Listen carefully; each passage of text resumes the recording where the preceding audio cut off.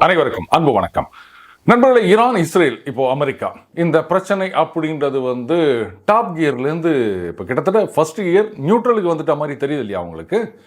ஆரம்ப காலகட்டத்தில் ஈரான் கடுமையாக தாக்கினார்கள் இஸ்ரேலை. ஏராளமான ட்ரோன்கள் அனுப்பினாங்க, ஏராளமான மிசைல்ஸ் அனுப்பினாங்க, சேச்சுரேஷன் அட்டாக். ஆனால் இந்த பங்கர் பஸ்டர் பாம்லாம் போட்டு அவங்களுடைய நியூக்ளியர் இன்ஸ்டலேஷன்ஸை நாங்கள் தாக்கி அழித்து விட்டோம் அப்படின்னு அமெரிக்கா நேரடியாக களத்தில் இறங்கின பிறகு, அதுக்கு முன்னாடிலாம் சொல்லியிருந்தாங்க, அமெரிக்கா நீங்கள் வந்தீங்கன்னா அவங்களோட சேர்ந்து நீங்களும் அடி வாங்குவீங்க, இதுக்கு நாங்கள் என்ன மாதிரியான பதிலடி கொடுக்க போகிறோம் பாருங்கள், அப்படி இப்படிலாம் சொல்லிட்டு இருந்தாங்க. இந்த நியூக்ளியர் இன்ஸ்டலேஷன் தாக்குதல் நடந்த பிறகு இன்னைக்கு நைட்டு சம்பவம் இருக்குது பாருங்கள், என்ன மாதிரியாக செய்யணும் அப்படின்லாம் சொல்லிட்டு இருந்தாங்க. ஆனால் நம்பர் ஆஃப் மிசைல்ஸ், அந்த அட்டாக் அப்படின்றது டிராஸ்டிக்கலி ரெடியூஸ்ட். என்ன காரணம்? இது அப்படியே கொஞ்சம் கொஞ்சமாக ஒன்றும் இல்லாமல் போயிருமா, இல்லை புயலுக்கு முன் வரும் அமைதி அப்படின்ற மாதிரி ஏதா, இல்லை வேற ஏதாவது திட்டம் வச்சுருக்காங்களா ஈரான்? ஏற்கனவே பல ஊடகங்களும் பார்த்தீங்கன்னா, ஐயோ பெட்ரோல் விலை ஏறுமா, ஸ்ட்ரெயிட் ஆஃப் ஹோர்முஸ் அதை மூடிட போகிறாங்க, அதுக்கப்புறம் ஆயிலெலாம் அங்கேருந்து வராது, கிட்டத்தட்ட 20% ஆயில், அதுவும் இந்தியாவுக்கு வர ஆயில் பெரும்பாலும் அங்கேருந்து தான் நிற்குது, நம்மலாம் என்ன பண்ண போகிறோம் இப்படின்னு நிறைய பேர் டிஸ்கஸ் பண்ண ஆரம்பிச்சிட்டாங்க. ஸோ இந்த சோ கால்டு அமைதி, இதற்கு காரணம் என்ன? இந்த ஸ்ட்ரெயிட் ஆஃப் ஹோர்முஸ் அதை மூடினா என்ன நடக்கும் அப்படின்றத பற்றி தான் இன்றைக்கி பார்க்க போகிறோம் நண்பர்களே. ஆனால் அதை விட முக்கியமாக இந்த ஃபார்தோ ஃபெசிலிட்டி, இந்த என்ரிச்மெண்ட் சென்டர், இதை பங்கர் பஸ்டர் பாம் போட்டு நாங்கள் அழித்து விட்டோம் அப்படின்னு அமெரிக்கா சொன்னாங்க இல்லையா. ஒரு சில அதிமேதாவிகள்லாம் என்னங்க 3 ஓட்டை போட்டுக்கிறாங்க அவ்வளோதான், இதெல்லாம் ஒரு பெரிய விஷயமா, அதெல்லாம் ஒன்றுமே இல்லை, அங்கே ரேடியேஷன்லாம் வரல அப்படின்ட்டு IAEA வேறு சொல்லிட்டாங்க, ஈரான் வேறு சொல்லிட்டாங்க. ஸோ ஈரான் சேஃபாக எல்லாத்தையும் எடுத்துகிட்டு போயிட்டாங்க அப்படின்லாம் சொல்லிட்டு இருக்காங்க. அந்த ஈரானது அணுகுண்டு தயாரிக்கும் முயற்சி எந்த அளவுக்கு பாதிக்கப்பட்டுள்ளது, இல்லை அவங்க எல்லாத்தையும் சேஃபாக எடுத்துகிட்டு எஸ்கேப் ஆகிட்டாங்களா, இதை முக்கியமாக நம்ம பார்க்க போகிறோம். இந்த ஃபர்தோ ஃபெசிலிட்டியில் 3 ஓட்டை போட்டாங்க. இதை சில அதிபுத்திசாலிகள் உக்காந்தீங்கன்னா, இது பாருங்க அங்கே பங்கர் பஸ்டர் பாம்லாம் போடலையா, டோமாஹாக் தான் போட்டாங்களாம் அப்படின்னு கதை விட்டுனுக்கிறாங்க. அந்த ஃபார்தோ ஃபெசிலிட்டியில் மட்டும் 6 B-2 பாம்பர்ஸ் வச்சுட்டு 12 குண்டுகள் போட்டிருக்காங்க. அது 13,600ன்னு சொன்னோம் இல்லையா, ஒரு 40 டன்ஸ் வரைக்கும் எடுத்துகிட்டு வரலாம் அப்படின் போது 27 டன்னுக்கு 2 குண்டு எடுத்துகிட்டு வந்திருக்காங்க. அதுக்கப்புறம் நட்டான்ஸ்லேயும் போட்டிருக்காங்க, அண்டு டோமஹாக் வேறு யூஸ் பண்ணியிருக்காங்க மற்ற ஃபெசிலிட்டியில். சார் வெறும் ஓட்டை தான் சார் தெரியுது, மேலே மட்டும் தான் சார் அது ஏதோ ஓட்டை போட்டுக்குது, உள்ளுக்குள்ளே அப்படியே பத்திரமாகுது இப்படின்னு சொல்கிறாங்க இல்லையா. பாருங்க, அது மேலே ஓட்டை போட்டுட்டு இத்தனை மீட்டர் அது உள்ளே போயிட்டு அதுக்கப்புறமா தான் வெடிக்கும். ஸோ அது அண்டர் கிரவுண்டில் போயிட்டு அங்கே நாசம் பண்ணணுன்றதுக்காகத்தான் அந்த பங்கர் பஸ்டர் பாமே. மற்றது மாதிரி அப்படியே போட்ட உடனே டமால்னு வெடித்து மலையே செதறிடாது, அதை முதல்ல புரிஞ்சுக்கணும். அடுத்தது அந்த ஃபார்தோ ஃபெசிலிட்டியில் மட்டும் 12 பாம் யூஸ் பண்ணியிருக்காங்க அப்படின்போது அதெல்லாம் ப்ரெசிஷன் ஸ்ட்ரைக், கரெக்டாக இந்த இடத்துலன்னா அந்த இடத்துல அப்படியே போய் உழணும். அண்டு ஸ்ட்ராட்டஜி என்னென்னா, ஆழம் அதிகமாக இருக்கும்போது ஒரே இடத்துலையே 1, 2, 3 அப்படி கூட போடலாம். ஸோ அந்த மாதிரி தான் இங்கு நடந்திருக்கின்றது. அப்போது அடி வரைக்கும் போயிட்டு அங்கே அது வெடிச்சிருக்கும், மேலே மலை இருக்குது அப்படின்றதுனால என்ன நடந்தது, அந்த டெஸ்ட்ரக்ஷன் அப்படின்றது வெளியில் தெரியாது. சரிங்க, அப்படியே உள்ளே போயிட்டு அடித்து விட்டது அப்படின்னு சொன்னால் ரேடியேஷன் இருந்திருக்கணும். ரேடியேஷன் இல்லை அப்படின்னும் போது அப்போ அவங்க அழிச்சதா சொன்னது பொய், இல்லைன்னா ஈரான் அணுகுண்டு வச்சிருக்குன்னு சொன்னது பொய். இது ரெண்டுத்தில் எது பொய் அப்படின்னு புத்திசாலித்தனமாக கேட்கலாம். இது ரெண்டுமே பொய் இல்லை. எப்படிங்க அப்படின்னீங்களா? சொல்கிறேன்.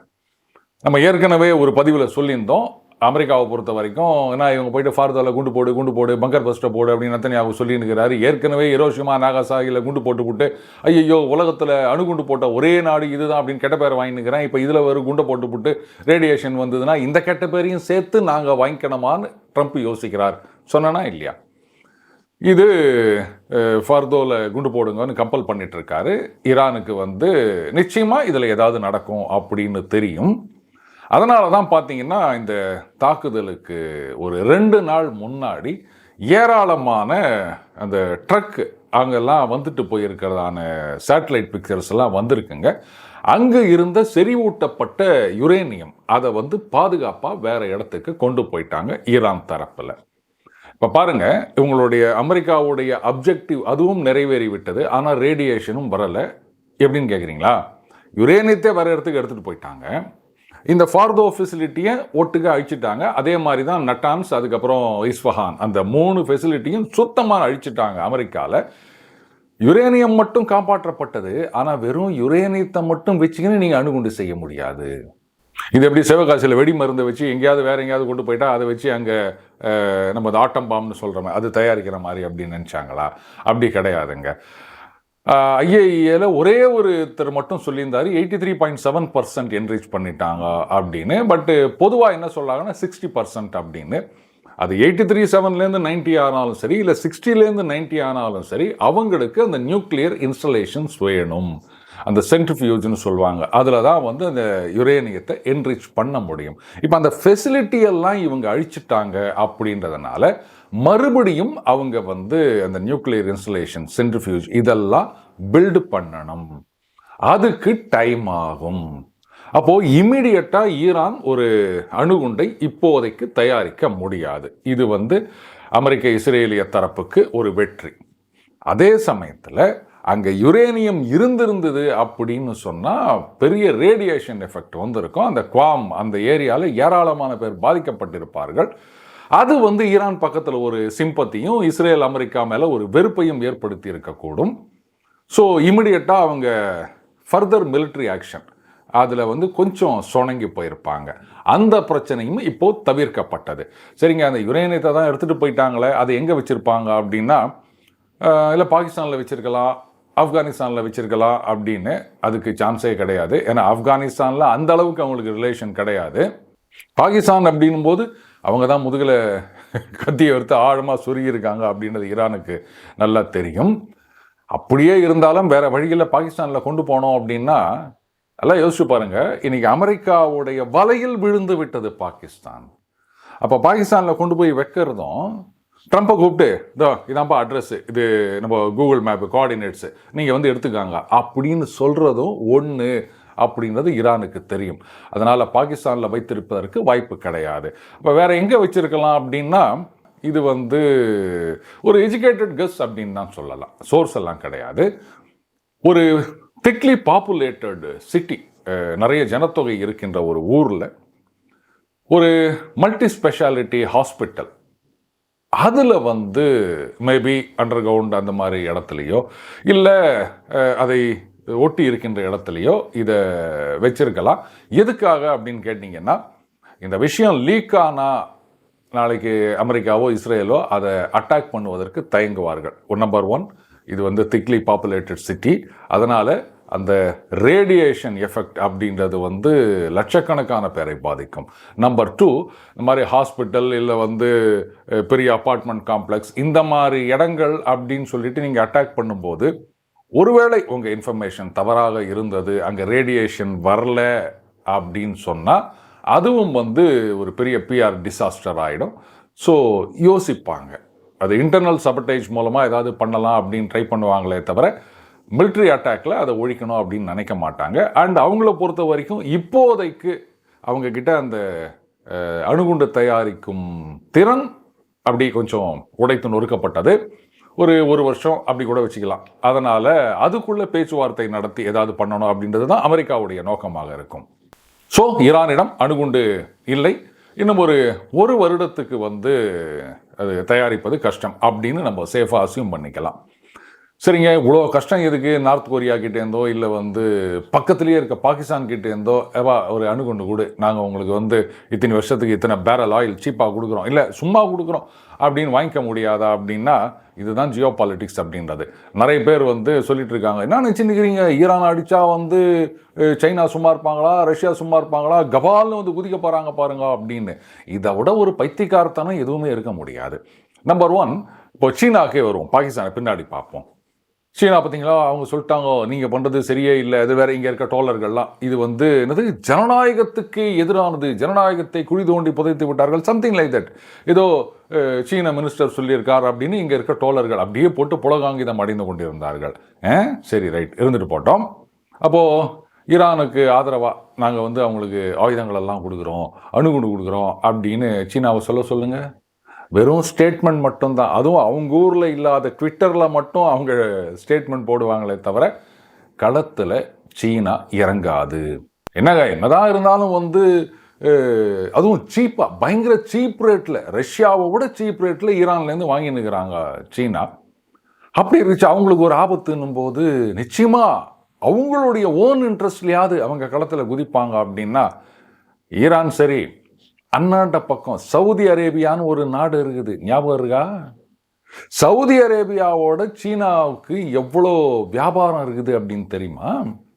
அங்கேருந்து எவ்வளோ ஆயில் வாங்குறாங்க, இங்கேருந்து என்னென்னலாம் அவங்க எக்ஸ்போர்ட் பண்ணுறாங்க. சமீபத்தில் வந்து அந்த யுவானில் ட்ரேட் பண்ணலாம் அப்படின்லாம் ஆரம்பிச்சுக்கிறாங்க.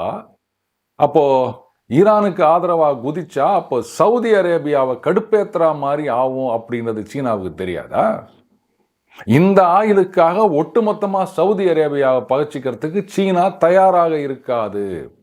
இதில் பார்த்தீங்கன்னா ரஷ்யாவில் மெட்வெடேவ், அவர் வந்து ரஷ்யாவின் ஓபிஎஸ்ன்னு சொல்லலாம். அவர் வந்து புட்டின் கொஞ்ச காலம் அப்படி பதவியிலிருந்து இறங்கும்போது அவர் பிரசிடெண்ட்டாக இருந்தார். அதுக்கப்புறம் மறுபடியும் இவருக்கு அந்த சேரை விட்டுட்டு வந்துட்டார். அவர் என்ன சொல்லியிருக்காரு, இது பாருங்க, நீங்கள் இது மாதிரிலாம் பண்ணிட்டு இருக்கீங்க, ஆனால் ஈரானுக்கு அணு ஆயுதத்தை கொடுப்பதற்கே சில நாடுகள் தயாராக இருக்கின்றன அப்படின்னு சொல்லியிருக்காரு. பார்த்தீங்களா, இது வந்து சீனாவுக்கு கொடுக்குமா, நார்த் கொரியா கொடுக்குமா, இல்லை பாகிஸ்தான் கொடுக்குமா அப்படின்லாம் பேசினுக்கிறாங்க. இது உசுப்பேத்தி விட்டு அடி வாங்கி வைக்கிற வேலை. அதாவது சில விஷயங்களை வந்து அப்படி அந்த ரீடிங் பிட்வீன் த லைன்ஸ் அப்படின்னு சொல்லுவாங்க. அதாவது அமெரிக்காவுக்கு இவங்க வந்து மெசேஜை கன்வே பண்ணுறாங்க. பாரு, நீங்கள் வந்து அந்த ஃபார்தோ ஃபெசிலிட்டியை அடிச்சு நவுத்திட்டேன் அப்படின்னு நீங்கள் சொல்லினுக்கிறீங்க, ஆனால் அந்த புஷேர் ஃபெசிலிட்டி அதை வந்து நாங்கள் தான் ரன் பண்ணிகிட்ருக்கோம், ரஷ்யா தான் ரன் பண்ணிகிட்ருக்காங்க. பட் அங்கே வந்து இந்த மாதிரி அணு ஆயுத தயாரிப்பெல்லாம் கிடையாது, அதுக்கு அவங்க ரெஸ்பான்சிபிலிட்டி. பட் கிரவுண்டில் இருக்கிறதுனால அவங்களுக்கு சில விஷயங்கள் தெரிய வந்திருக்கும். அதைத்தான் சொல்கிறாங்க, ஏதோ ஒரு நாடு ஈரானுக்கு அந்த ஃபுல்லி என்ரிச்டு யுரேனியமோ இல்லை வந்து கிட்டத்தட்ட அந்த கம்ப்ளீட்லி நாக்ட் அவுட் கிட் அப்படின்னு சொல்லுவாங்க இல்லையா, அந்த மாதிரி ஒரு அணுகுண்டையோ அனுப்புவதற்கு தயாராக இருக்கின்றது, உஷாரா வாட்ச் பண்ணுங்கோ அப்படின்னு அப்படியே சூசகம்லாம் இல்லை, ஓப்பனாகவே சொல்கிறாரு மெட்வெடேவ். ஆனால் இது புரியாமல் சீனா கொடுக்குதா அவங்க கொடுக்குதா, யாரும் சவுதி அரேபியாவை எதிர்த்து கொண்டு அதை கொடுப்பதற்கு தயாராக இல்லை. இதுதான் உண்மை. சரி, பாகிஸ்தானுக்கு வருவோம். சீனாவாது வியாபாரம், பாகிஸ்தானை பொறுத்த வரைக்கும் பிச்சை. சவுதி அரேபியா போட்ட பிச்சையில் தான் அவங்க வந்து சர்வைவ் ஆகினுக்கிறாங்க. அதனால் அவங்கள எதிர்த்துக்குன்னு ஈரானுக்கு அணுகுண்டு கொடுப்பதற்கு பாகிஸ்தான் என்றைக்குமே முன் வராது. மேபி இன்னும் ஒரு 2 கத்தி ஆழமாக சொல்லிடுறேன் எசமா அப்படின்னு சொல்லிட்டு அமெரிக்கா கிட்ட அது காசு வாங்குமே தவிர நியூக்ளியர் பாமை ஈரானுக்கு அவங்க சப்ளை பண்ண மாட்டாங்க. சரி, இந்த பிரச்சனை முடிஞ்சதா? இந்த ஸ்ட்ரெய்ட் ஆஃப் ஹோர்முஸ் இதை வந்து மூட போகிறோம் அப்படின்ட்டு ஈரான் பார்லிமெண்ட்டில் தீர்மானம் போட்டிருக்காங்களாம். எவன் அப்போ விட்டு சுற்றுன்னு நினச்சாங்க ஸ்ட்ரெய்ட் ஆஃப் ஹோர்முஸ் அப்படின்றது? The United Nation convention on law of seas அப்படின்னு இருக்குது. அதன்படி உங்கள் இஷ்டத்துக்கெல்லாம் நீங்கள் இதெல்லாம் மூட முடியாது. அதுலேயும் அவங்களுடைய அந்த மாரிடைம் ஏரியா அப்படின்றது கொஞ்சம் தான், மீதியெல்லாம் வந்து குளோபல் ட்ரேடுக்காக அது எல்லாருக்கும் பொதுவான விஷயம். உங்கள் இஷ்டத்துக்கு கேட்டு போட்டு மூட முடியாது. ஆனால் சட்டம் அப்படின்றது அதை மதிக்கிற வரைக்கும் தான். நான் அந்த சட்டத்தை மதிக்க மாட்டேன் அப்படின்னு சொல்லியாச்சுன்னா இங்கே கேஸ் போட்டு மட்டும் என்ன பண்ண போகிறீங்க? இன்டர்நேஷ்னல் கோர்ட் ஆஃப் ஜஸ்டிஸ் அப்படின்னு சில பேர் வருவாங்க. கரெக்டு, இந்த ஈரான் மீதான தாக்குதல் வந்து மனித உரிமை மீறல் அப்படின்னு சொன்னால் அப்போ அந்த ஸ்ட்ரெய்ட் ஆஃப் ஹோர்முஸ் இதை மூட போகிறோம்னு சொல்கிறது எந்த விதமான உரிமை மீறல் அப்படின்னு யாரும் சொல்ல மாட்டாங்களா? இருந்துட்டு போட்டோம். இதை மூட முடியுமா அப்படின்னா ரொம்ப வருஷங்களாக ஈரான் வந்து இப்படி தான் மிரட்டிட்டு வந்திருக்கு. ஆனால் அது நடைமுறை சாத்தியம் அல்ல. முதல்லையே நான் அதை சொல்லிடுறேன் நண்பர்களே. முக்கியமான காரணம், நீங்கள் ஸ்ட்ரெய்ட் ஆஃப் ஹோர்முஸ் அதை மூடிட்டா உலக நாடுகளுக்கு வருகின்ற அந்த ஆயில் அண்ட் கேஸ் சப்ளை நின்றுடும். ஆனால் அதே வழியாக தானே ஈரானும் எக்ஸ்போர்ட் பண்ணணும். காசு எங்கேருந்து வரும்? அடுத்தது ஈரானுக்கு வரவேண்டிய இந்த இம்போர்ட் எல்லாமே அந்த ஸ்ட்ரெய்ட் ஆஃப் ஹோர்முஸ் இது வழியாக தான் முக்கால்வாசி வந்து நிற்குது. அதெல்லாம் எங்கேருந்து வரும்? என்ன பண்ணுவீங்க சண்டை நடக்கும்போது? காசும் கிடையாது, மற்ற அத்தியாவசிய பொருட்கள் வரணும், மருந்து வரணும் அப்படின்னா அது வர்றதுக்கும் வழி கிடையாது. இல்லை எப்படி எங்களுக்கு வேணுங்கிறவங்க மட்டும் வரலாம் போகலாம், மற்றவங்கெல்லாம் போகக்கூடாது அப்படின்னு இந்த ஹூத்தி ரெபல்ஸ் பண்ணியிருந்தாங்களே, அந்த மாதிரி ஏதாவது பண்ணுறதா நினச்சிட்ருக்கீங்களா? யாரும் சும்மா இருக்க மாட்டாங்க. அந்த ஸ்ட்ரெய்ட் ஆஃப் ஹோர்முஸ் அப்படின்றத மூடினா it will lead to a global oil shock. அந்த சப்ளை டிஸ்ரப்ஷன் எவ்வளோ பேரல் குறையுதோ இம்மிடியட்டாக ரிகூப் பண்ணுறதுக்கு யாராலையும் முடியாது. சவுதி அரேபியாவோ இல்லை ஒரு சில அந்த மிடில் ஈஸ்ட் கண்ட்ரீஸோ இந்த மாதிரி எதுவும் பிரச்சனை வரக்கூடாது அப்படின்றத எதிர்பார்த்து பைப்லைன்லாம் ரெடி பண்ணிகிட்ருக்காங்க. பட் இந்த டேங்கரில் போகிற சப்ளையில் ஃபுல்லத்தையும் அவங்களால அதை மேனேஜ் பண்ண முடியாது. ஏற்கனவே வந்து ரஷ்யாவிலேருந்து அந்த கேஸ் வந்து இந்த நார்ட் ஸ்ட்ரீம் பைப்லைனை ஒன்றும் இல்லாமல் பண்ணிவிட்டான் உக்ரைன் ஜெலன்ஸ்கி. அப்போது அந்த பக்கத்துலேருந்தும் கேஸ் வராது. இப்போ அந்த கட்டார்லேருந்து தான் அதிக காசு கொடுத்து வாங்கினுக்கிறாங்க யூரோப்பில். இதுவும் வராது அப்படின்னு சொன்னால் என்ன ஆவாங்க யூரோப்பில் இருக்கவங்கெல்லாம்? They are not ready for another shock. இது கூட புரியாமல் இவங்க ஸ்ட்ரெயிட் ஆஃப் ஹோர்முஸை மூடணும் அப்படின்னு சொன்னால் சும்மா இருப்பாங்கன்னு நினைக்கிறீங்களா அவங்கெல்லாம்?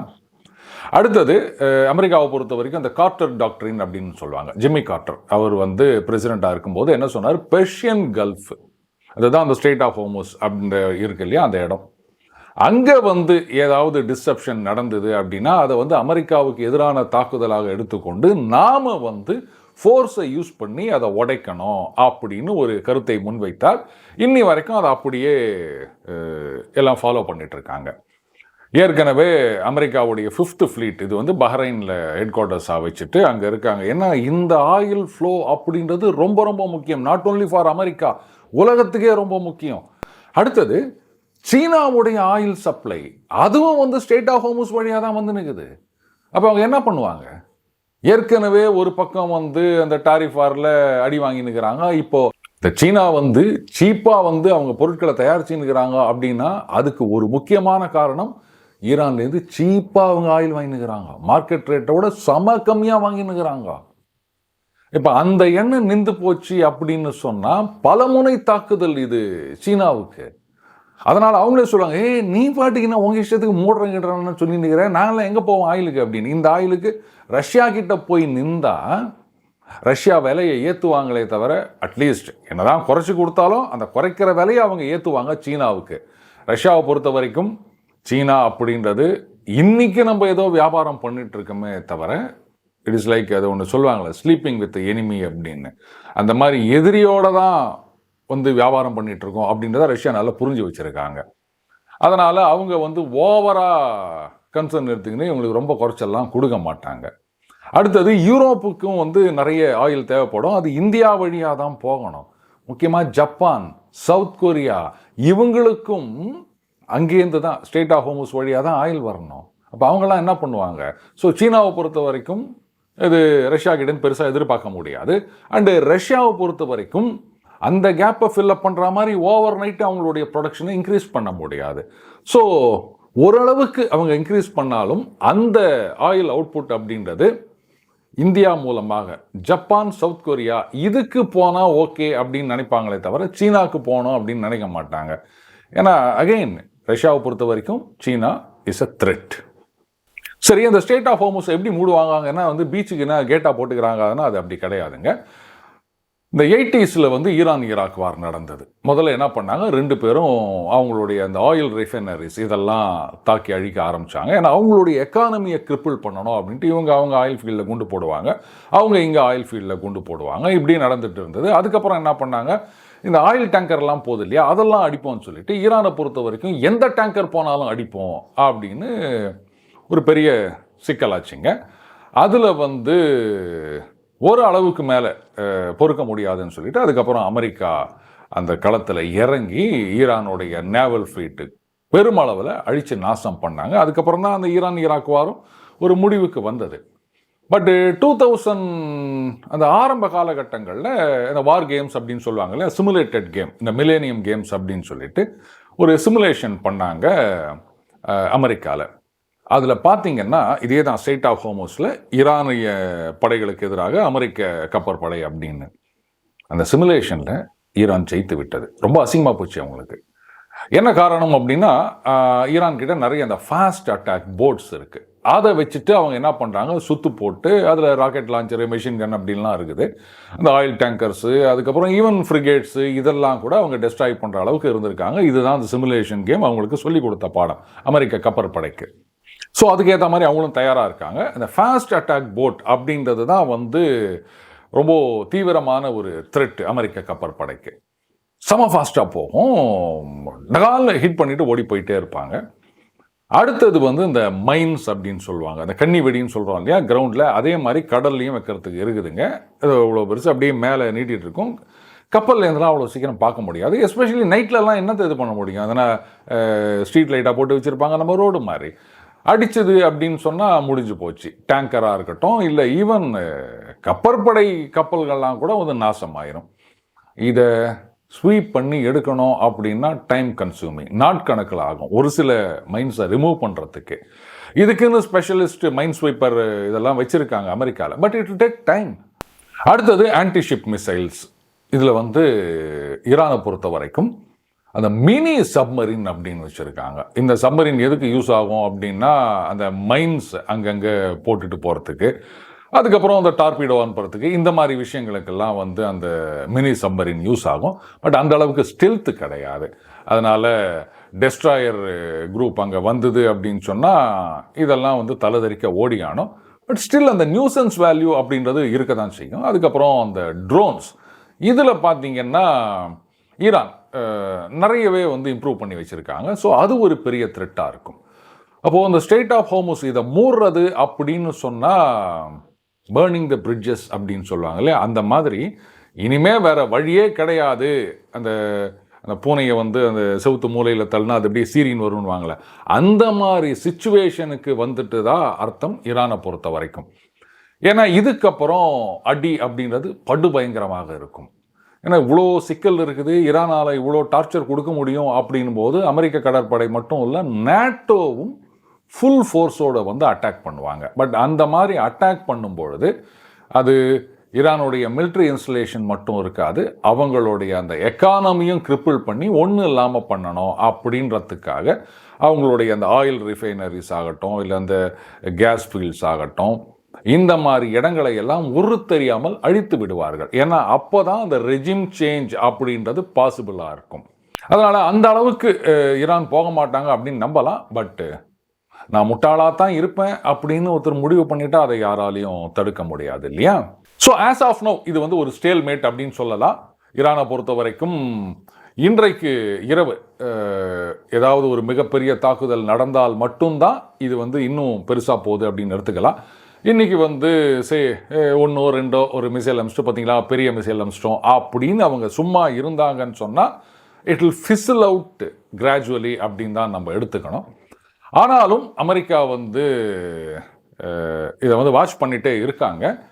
தாக்குதல் பெரிய அளவில் நடந்தது அப்படின்னு சொன்னால் இதில் பாருங்கள், ஈரான் வந்து த்ரெட்டன் பண்ண மாதிரி அமெரிக்கன் அசெட்ஸுக்கு எதிராக எந்த விதமான ஆக்ஷனும் எடுக்கலை. மறுபடியும் இஸ்ரேலில் தான் அடிச்சிட்ருக்காங்க.